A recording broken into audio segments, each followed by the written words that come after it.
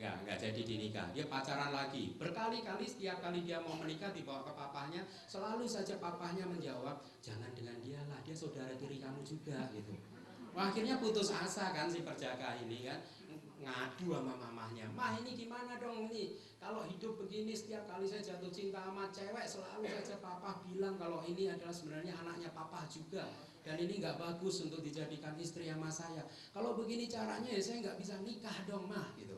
Mamahnya menjawab, tenang aja nak, nikahlah dengan salah satu dari mereka, karena sebenarnya kamu pun juga bukan anaknya papa kamu.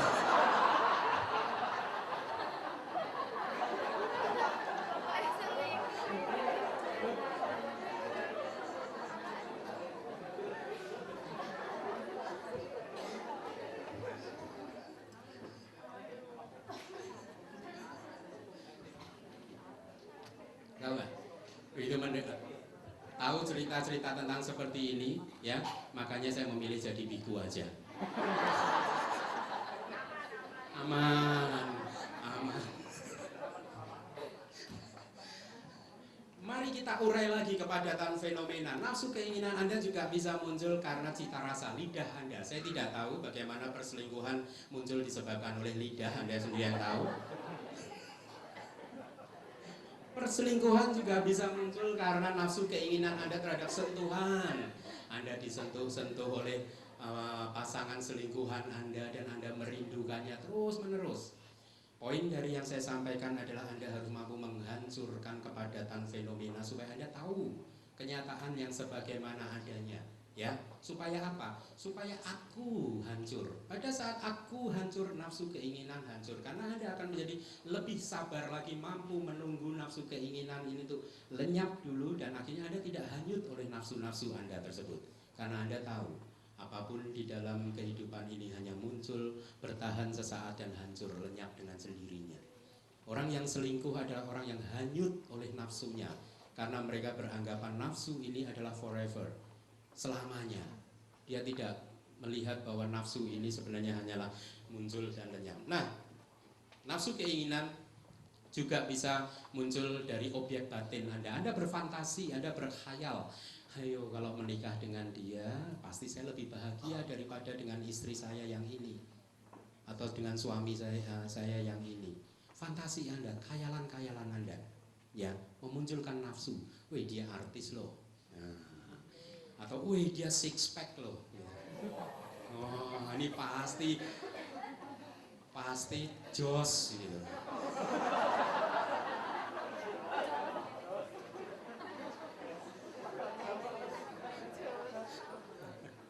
Ya. Kemudian nafsu juga bisa dihancurkan lagi, diurai lagi. Kalau tadi 6 jenis nafsu, maka kita urai lagi menjadi 18 jenis nafsu keinginan. Sekali lagi, kalau Anda merasakan kesulitan untuk mengikuti uraian abidama saya, ya, jangan salahkan saya. Saya kesini dengan mengajarkan abidama ini karena panitia menghendakinya. Tetapi benar, seperti apa yang dikatakan oleh panitia, kita harus mencari sesuatu yang berbeda, dikupas dari sisi abidama, karena abidama adalah kebenaran tertinggi, berlaku untuk semua siapa saja.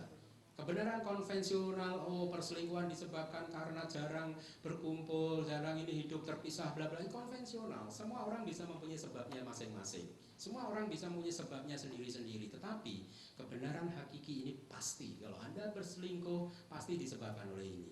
Siapapun. Oleh karena itulah maka abidama disebut sebagai kebenaran puncak, kebenaran hakiki, ya. Psikologi modern, bukannya kita merendahkan psikologi modern, seringkali ya hanya bisa menyembuhkan penyakit kejiwaan, penyakit psikologis kita hanya sesaat saja. Selama kita tidak memberi penanganan sampai ke akar permasalahannya, maka problem kehidupan, problem psikologis, problem kejiwaan akan terus muncul. Karena seringkali nasihat-nasihat tersebut hanya bersifat seperti painkiller. Anda pusing minum Panadol, pusingnya hilang, besok pusing lagi.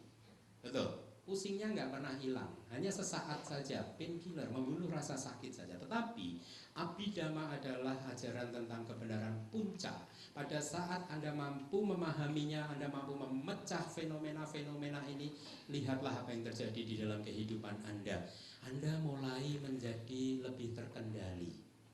Anda mulai menjadi bisa menerima kehidupan ini apa adanya, tidak mempunyai banyak keinginan, tidak mempunyai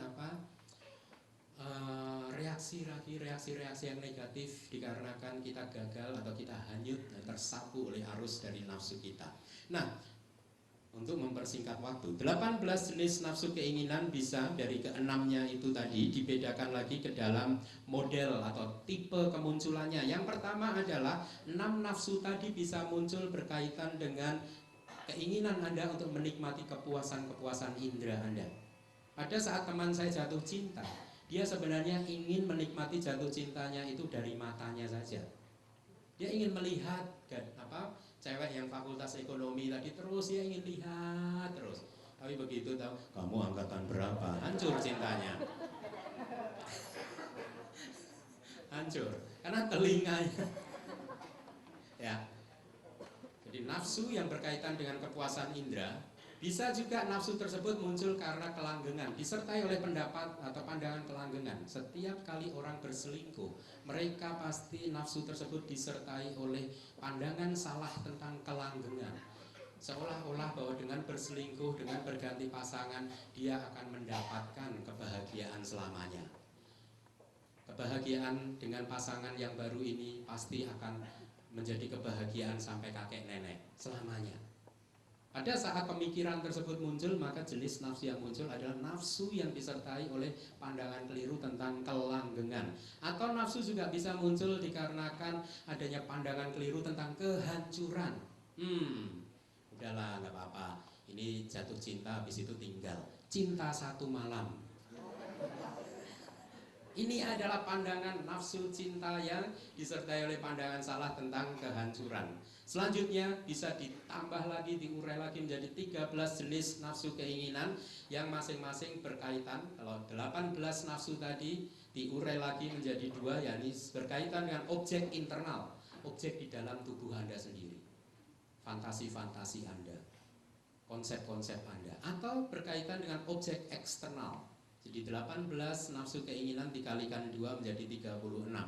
Objek eksternal itu artinya Anda ingin menikmati, mata Anda ingin melihat objek luar, telinga Anda ingin menikmati suara dari pasangan selingkuhan Anda, dan seterusnya. Ke-36 jenis nafsu bisa diurai lagi menjadi 108 jenis nafsu keinginan, yakni masing-masing dari 36 nafsu keinginan ini dibedakan menjadi 3 sesuai dengan masa lalu. Anda berkhayal, dulu saya bahagia dengan dia, sekarang saya menikah dengan orang lain dan dia belum menikah. Saya bisa selingkuh dengan dia karena dulu saya bahagia. Atau bisa berkaitan juga dengan masa depan. Pasti kalau menikah dengan dia nanti masa depan menjadi cerah. Atau juga bisa berkaitan dengan masa sekarang. Yang pasti sekarang ini dia bisa merawat saya dengan lebih baik, memberikan sensasi-sensasi yang lebih kuat dibandingkan pasangan, istri atau suami saya sendiri, ya. Maka Anda lihat nafsu keinginan Anda, nafsu untuk menikmati kepuasan-kepuasan indera ini harus Anda pecah-pecah, masing-masing berbeda, sehingga Anda bisa melihat bahwa sebenarnya fenomena ini kosong, muncul lenyap, muncul lenyap. Nafsu yang muncul melalui mata berbeda dengan nafsu yang muncul melalui telinga, dan seterusnya. Penyebab perselingkuhan, ya, didorong oleh awija tadi, ketidaktahuan, serta nafsu-nafsu keinginan akan memunculkan kemelekatan dan akhirnya roda paticca samuppada, sebab musabab yang saling bergantungan. Roda kehidupan akan berputar terus menuju ke kelahiran kembali. Nafsu Anda mempunyai kekuatan untuk mempertahankan kehidupan Anda, sehingga Anda akan jadi semakin sulit untuk bisa keluar dari lingkaran tumibah lahir. Atau kelapukan. Kelapukan itu apa sih? Lapuk, usia tua, decay. Saya melihat banyak yang sudah lapuk juga di sini. Termasuk saya. Ya nggak apa-apa, kita harus akui bahwa kita sudah melapuk terlalu jauh. Ini adalah kebijaksanaan. Marana, kematian. Ya, setiap kali ada kelahiran di situ ada kematian. Setiap kali ada kelahiran maka akan muncul penderitaan, kesedihan. Berpisah dengan orang yang Anda cintai, bertemu dengan orang yang tidak Anda sukai. Akan muncul juga ratap tangis. Anda menangisi nasib Anda. Muncul juga penderitaan jasmani, KDRT. Hah? Lah orang katanya KDRT itu kan muncul dari dua orang yang saling mencintai, toh? Bener nggak? Katanya saling cinta, kok ada KDRT? Berarti nggak saling cinta ya? Penderitaan batin, makan hati. Ini suami pulang malam terus, istri pulang malam terus. Ya. Apa ini sukanya ngabis-ngabisin uang, pulang malam terus mabuk lagi kalau udah pulang malamnya uangnya habis. Suaminya nggak mau kalah, mama juga tiap hari ngabis-ngabisin uang, pergi ke salon terus. Kan mana ada wanita yang pergi ke salon tiap hari, hanya menghabis-habiskan uang, menghambur-hamburkan uang. Wanita-wanita yang lain paling ke salon 1 bulan sekali, mama ini tiap hari. Istrinya bilang, "Papa tahu nggak, Pak? Mama itu tiap hari ke salon itu supaya mama itu kelihatan cantik di mata papa." Kan demi papa juga. Suaminya bilang, "Mama juga tahu nggak? Papa ini tiap hari mabuk itu supaya mama juga kelihatan cantik."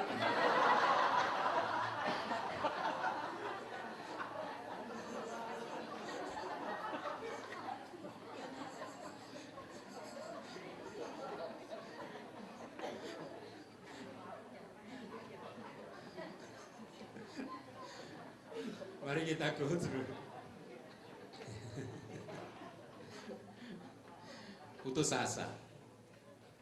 Penderitaan yang muncul di antara kelahiran dan kematian adalah itu.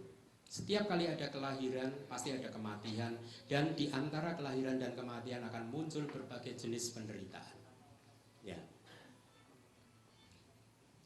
Tentunya perselingkuhan, ya, awija dan tanha tadi, ketidaktahuan dan nafsu keinginan bisa muncul karena juga ada sebab-sebabnya. Sebab-sebabnya adalah halusinasi dari kita. Kita sering mempunyai halusinasi dari persepsi kita. Persepsi kita tentang seseorang yang berwajah cantik, bersuara merdu, pasti akan bisa memberikan kebahagiaan pada kita. Kita tertipu sebenarnya. Semuanya ini hanyalah halusinasi saja, khayalan-khayalan kita saja. Atau juga halusinasi dari pikiran. Anda mencoba memikirkan, aduh ini rumah tangga ini kalau saya teruskan pasti hancur nih, neraka ini. Pasti berujung pada neraka. Anda berpikir terus, ini udah nggak ada nih, pasti ini arahnya ke neraka ini, mending putus saja. Nah, sebenarnya hal yang seperti ini adalah halusinasi, khayalan dari pikiran kita.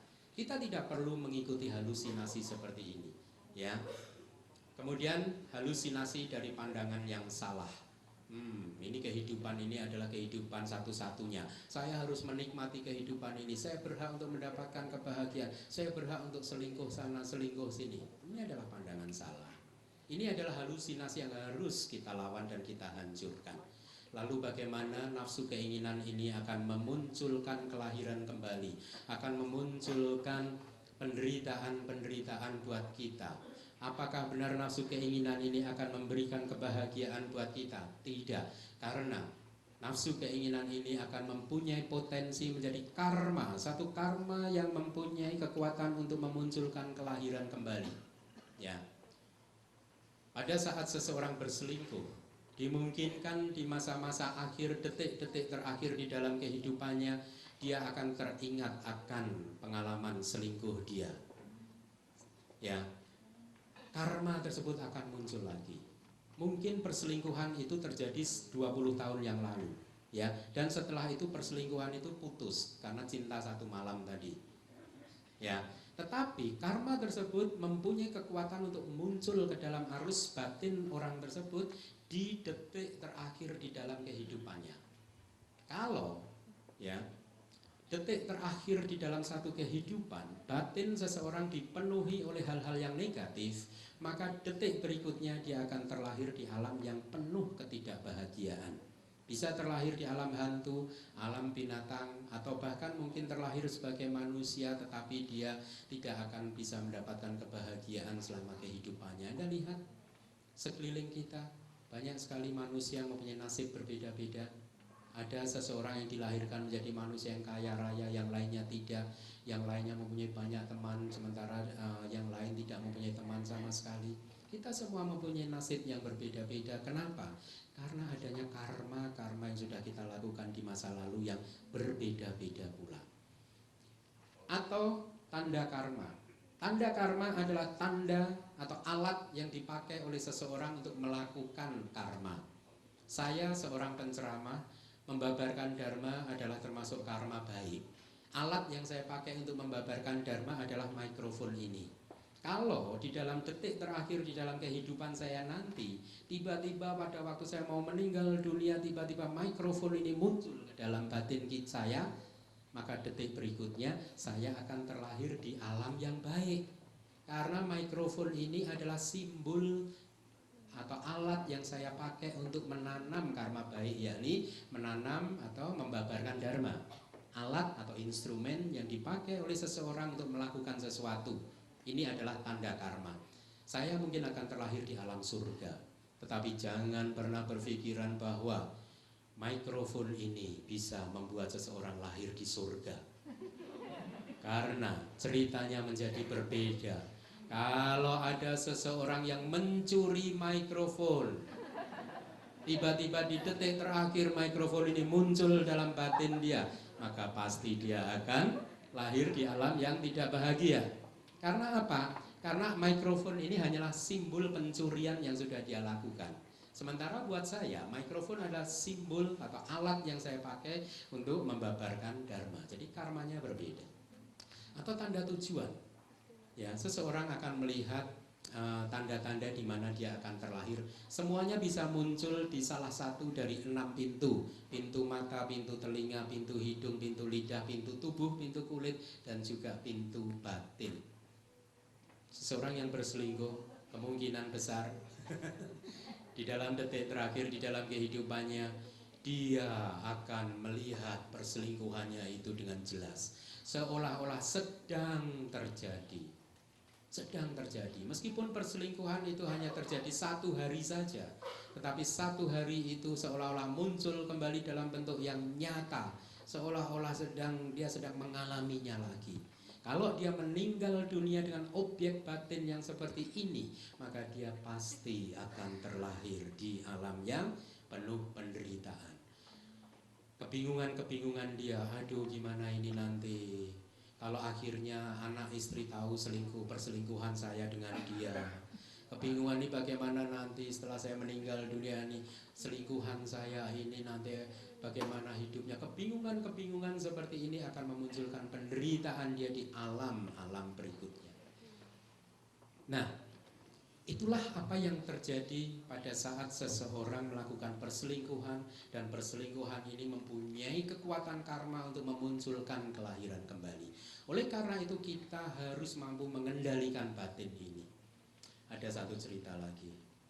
Seorang laki-laki menangis di satu makam, di satu pusara.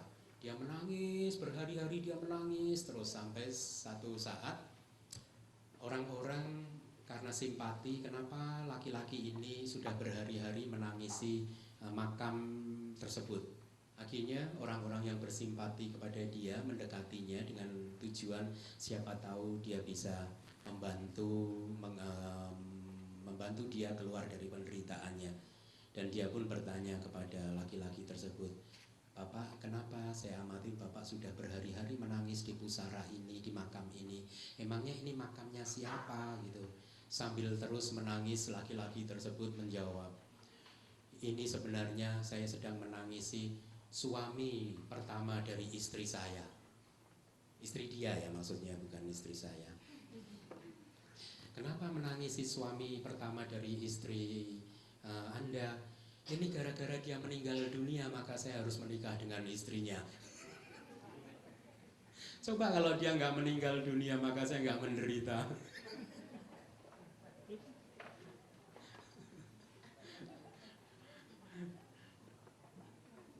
Nah, sekarang kita masuk ke babak akhir dari ceramah ini tentang keluarga harmonis. Jadi panitia memberikan topiknya adalah perselingkuhan dan keluarga harmonis. Saya teringat pada suatu cerita, pada suatu hari ya, Perdana Menteri Malaysia bertanya kepada dewa yang bisa mengabulkan segenap permintaan siapapun. Dia bertanya pada dewa, dia naik ke langit atas sana dan dia bertanya pada dewa, "Dewa, saya ingin mengajukan satu pertanyaan pada dewa. Bukankah dewa bisa melihat masa depan?" "Betul, Perdana Menteri, saya bisa melihat masa depan. Sekarang pertanyaan saya dewa, berapa tahun lagi Malaysia akan menjadi negeri yang makmur?" Dewanya pun menjawab, 200 tahun lagi. Mendengar jawaban dewa tersebut, Perdana Menteri Malaysia tersebut berlalu dan menangis, membayangkan betapa impian dia supaya Malaysia menjadi negeri makmur masih dia harus menunggu untuk jangka waktu yang lama sekali. Kemudian Perdana Menteri Thailand juga bertanya pada dewa pertanyaan yang sama. Dewanya menjawab, 500 tahun lagi Thailand akan menjadi negeri yang makmur. Dan Perdana Menteri Thailand tersebut berlalu dan menangis. Kemudian yang terakhir, pimpinan Presiden Indonesia bertanya pada dewa tersebut, "Dewa, kapankah Indonesia menjadi negeri yang makmur dan adidaya?" Mendengar pertanyaan tersebut, dewanya pun berlalu dan menangis.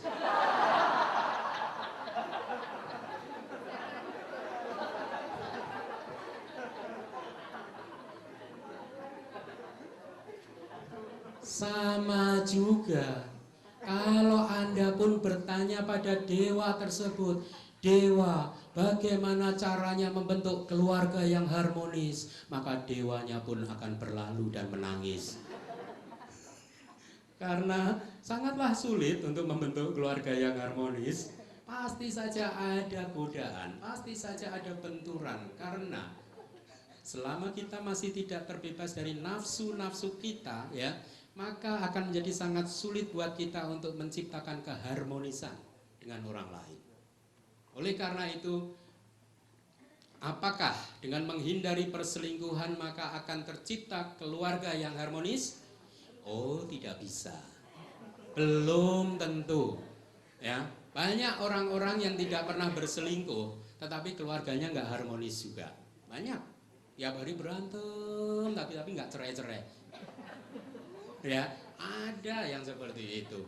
Nanti kalau udah ketemu saya, "Bante, kemarin saya habis berantem lagi sama suami, ya Bante, saya habis berantem lagi sama istri." Tapi selalu begitu, bertahun-tahun ceritanya selalu berulang lagi. Ya, belum tentu. Tidak adanya perselingkuhan tidak menjamin terciptanya keluarga yang harmonis. Keharmonisan akan muncul kalau Anda harmonis, menciptakan keharmonisan di antara perilaku Anda dan ucapan Anda serta pikiran Anda. Apa yang Anda lakukan adalah apa yang Anda pikirkan. Apa yang Anda ucapkan adalah apa yang Anda lakukan dan apa yang Anda pikirkan. Harus ada keharmonisan di antara ketiga tindakan ini. Tetapi tentu saja untuk mewujudkan hal seperti itu tidaklah mudah. Lalu bagaimana caranya? Caranya adalah kalau Anda adalah seorang peselancar, Anda tahu bahwa Anda harus menempelkan papan selancar Anda pada ombak tersebut. Kemana ombak tersebut lari, kesana pula lah papan selancar Anda menempel pada ombak tersebut. Anda berdiri dengan penuh ketenangan, keseimbangan, menempel ketat naik dan turunnya ombak tersebut. Karena kalau Anda tidak tenang, Anda tidak seimbang, maka Anda pasti akan jatuh. Oleh karena itu, supaya bisa terjadi keharmonisan antara ucapan, tindakan, dan juga pikiran Anda, supaya Anda menjadi seseorang yang terbebaskan dari nafsu-nafsu Anda harus menjadi seorang peselancar kehidupan. Apa sih yang disebut peselancar kehidupan itu? Seorang peselancar kehidupan adalah seseorang yang setiap detik, setiap saat dengan penuh ketenangan, keseimbangan, menempel rapat naik dan turunnya ombak batin. Pada saat ombak batin emosi Anda muncul, Anda tempel saja emosi tersebut. Ketahuilah, lihatlah dengan jelas kemunculannya.